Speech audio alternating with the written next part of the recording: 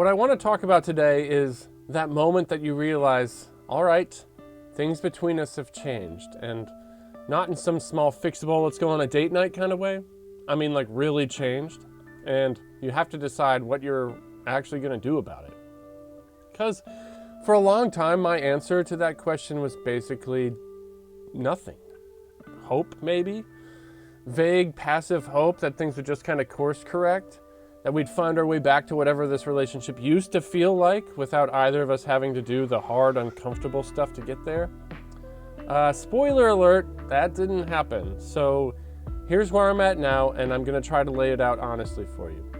The first thing that I had to do to take action was grieve.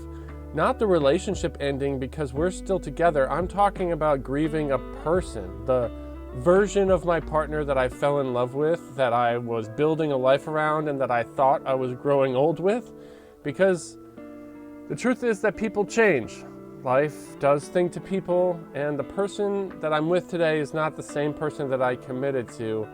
And if I'm being really real, I suppose I'm not the same person either. Now, for a while I was holding on to this image of what my partner used to be, sort of like a ghost, constantly comparing and pretty much always disappointed, wondering what happened to the person that I knew. And that comparison was quietly poisoning everything, because you can't be fully present with who someone actually is if you're grieving who they were, if that makes any sense. So I had to deal with that and feel it, acknowledge that something real was lost, and to be sad about it, and then do the really hard part, which is make a choice to get curious about who the new person is. To start over, in a sense, with someone that I've known for years, which is like a really weird, hard thing to do. It's also probably one of the more important things that I've tried to do. The second thing I had to do was deal with myself, because there's some things I have to admit. A significant portion of the tension in the relationship was being generated by me. Not all of it, but plenty.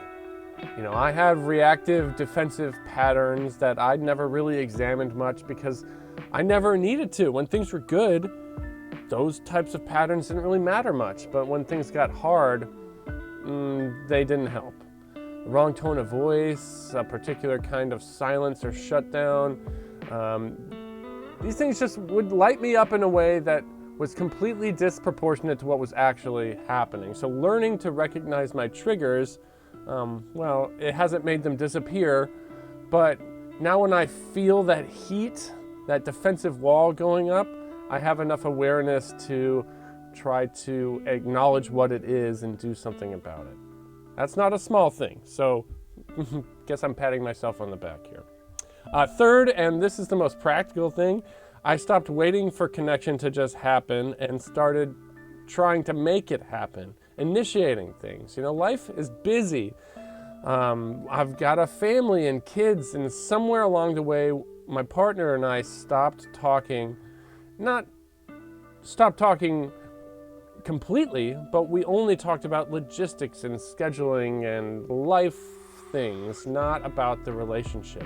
So I'm trying to initiate it every day. A lot of times it's a real conversation. Sometimes it's 15 minutes at the end of the night, but I make sure that I show up for it consistently, because I've decided that our relationship is something that I have to actively tend to, not something that runs in the background.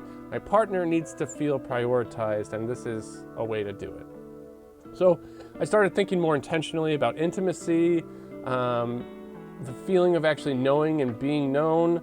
That doesn't maintain itself, and you have to be intentional about it. Now, here's the part that I want to be upfront about, because it's important. I don't have this completely figured out. I am not standing here as someone who did all the work and came out the other side a changed man. I'm doing it currently, and I'm doing my best, and sometimes I still fail miserably. But the consistency and the prioritization of the process is what's grounding it and making it feel like there's momentum being gained.